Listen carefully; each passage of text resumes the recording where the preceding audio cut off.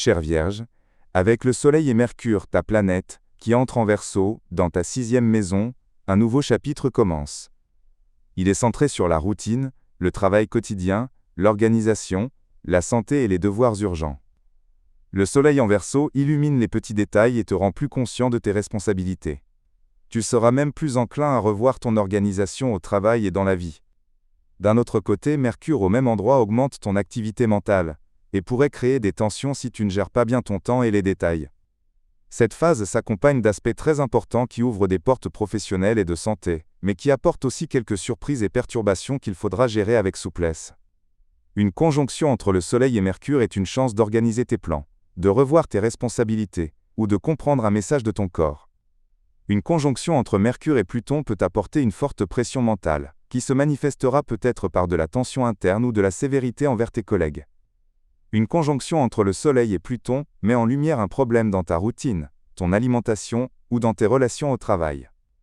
Une conjonction entre Mercure et Vénus peut apporter le soutien d'un collègue ou une chance d'améliorer l'ambiance au travail avec plus de gentillesse ou des idées créatives.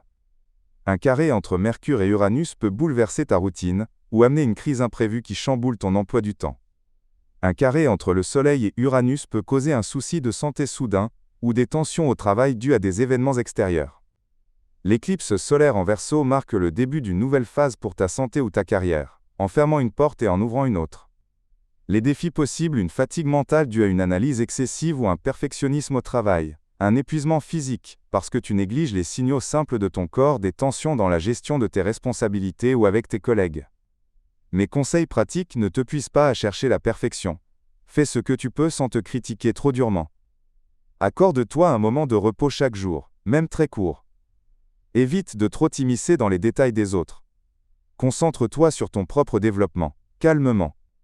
En amour, ta concentration est sur le travail et la santé, ce qui pourrait te laisser moins de temps et d'énergie pour tes relations. Mais les aspects positifs apportent des moments de dialogue raffinés, surtout si tu es dans une relation de longue durée. Écoute, et n'impose pas à ton partenaire le poids de tes tensions internes. Pour tes projets et tes finances, c'est une période excellente pour réorganiser tes dossiers, revoir tes priorités, ou commencer un projet simple mais efficace. Surveille tes dépenses, car celles liées à la santé ou au travail pourraient augmenter. Pour ta santé, ta 6e maison est activée. C'est un appel sérieux à surveiller ta santé physique et mentale. Fais attention à ton alimentation, à ton système digestif, ou aux maux de tête dus au stress. Reporte tes examens médicaux si tu te sens fatigué. Le conseil spécial de cette période, l'équilibre entre l'esprit et le corps est le système le plus important. Organise ta vie pour qu'elle te serve, pas pour qu'elle te consume.